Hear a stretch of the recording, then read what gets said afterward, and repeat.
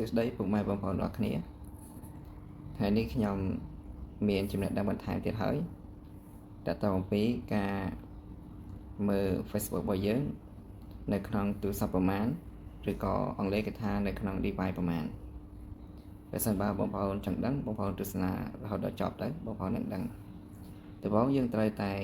ចុចចូលពាក្យថា Facebook តទៅមកយើងរកពាក្យថា setting នេះ setting តមកទៀតយើងចុចពាក្យថា setting and privacy តមកទៀតយើងរកពាក្យថា setting តមកទៀតយើងរកពាក្យថា see more and account center បន្តមកទៀតយើងរកពាក្យថា password and security តមកទៀតយើងរកពាក្យថា where your login តមកទៀតយើងចុចចូល account hunter នឹងទៅ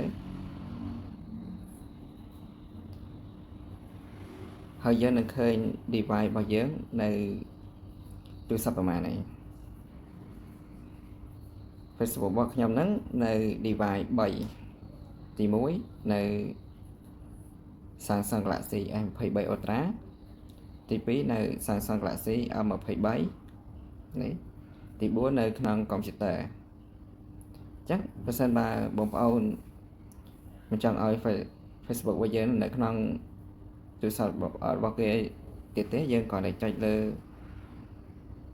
ពាក្យថា Samsung Galaxy A23 ទៅហើយយើងចុចពាក្យថា log out នេះពាក្យ log out ហ្នឹងហើយយើងយកពាក្យ log out បន្ថែមទៅ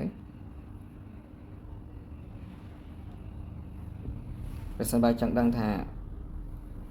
Facebook របស់យើងចាញ់ឬមិនចាញ់យើងគ្រាន់តែចុចចូលម្ដងទៀតទៅចុចចូល see more in account center ទៅហើយយើងចុចចូល password and security ម្ដងទៀតទៅហើយយើងចុចពាក្យថា where you log in ម្ដងទៀតទៅចុចចូល account hunter ម្ដងទៀតទៅហើយយើងទៅរកមើលពាក្យថា Samsung Galaxy A23 តើឃើញទេឥឡូវផងខ្ញុំបាត់ហើយសូមអរគុណសម្រាប់ការទស្សនា